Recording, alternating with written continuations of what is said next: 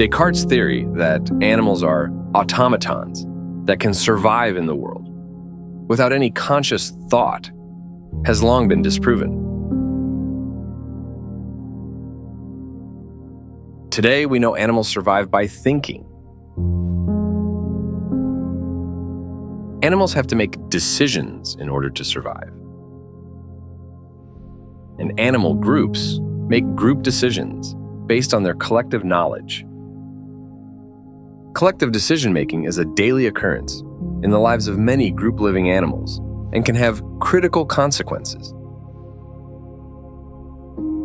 Animal groups make their decisions by pooling collective knowledge and by changing leaders based on who is best for the specific task.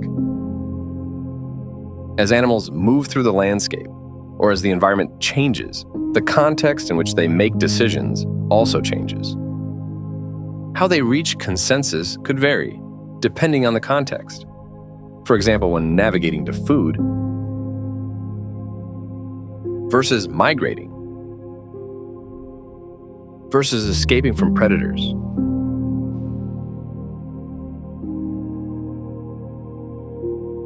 The quality of a group's decisions depends on how individual information and preferences are integrated to reach consensus.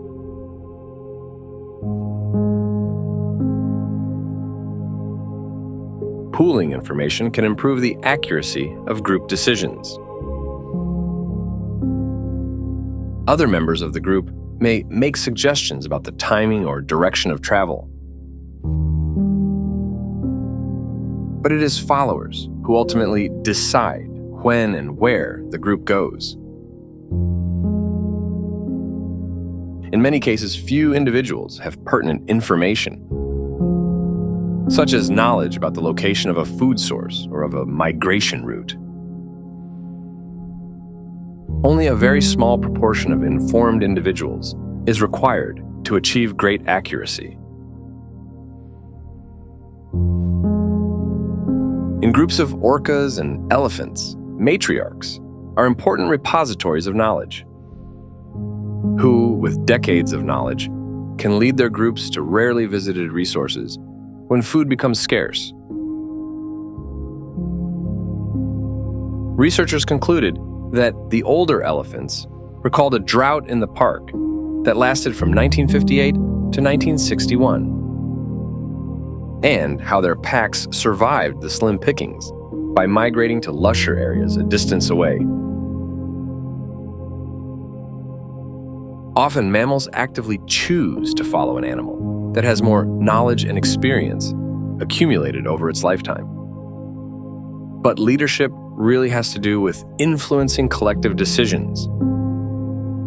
Who the leader is varies based on what problem they're trying to solve. Often it's very fluid. Researchers found that sheep share collective knowledge by changing leaders, and that king penguins change their group leader regularly, depending on the situation. This approach ensures that each penguin has an opportunity to lead, and that no one penguin is overburdened with responsibility. Groups of animals often need to make communal decisions. For example, about which activities to perform, when to perform them, and which direction to travel in.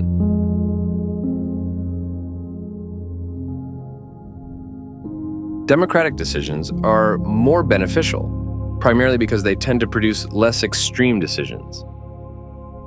Because each individual has an influence on the decision per se.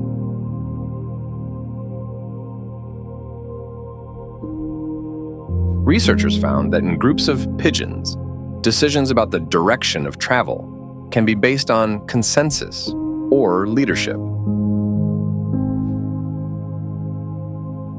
The groups were governed by leaders if there were older birds in the group, but if all the birds were the same age, they were ruled by democratic decisions.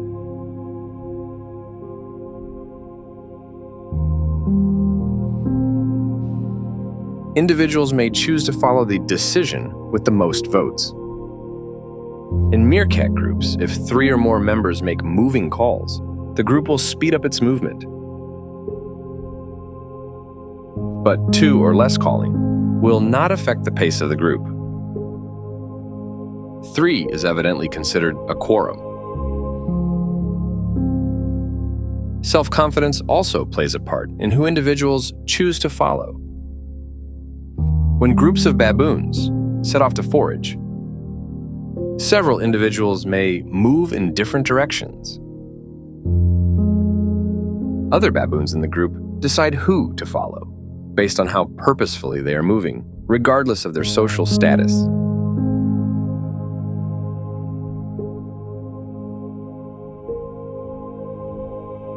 Animal behavior comes from individuals making decisions based on what they know and what they know others know.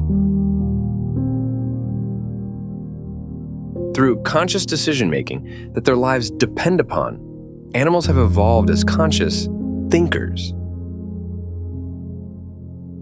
Descartes' theory that animals are automatons was born in the 17th century, a time when scientists knew next to nothing about animal intelligence. But today we know. We share the planet with thinking animals.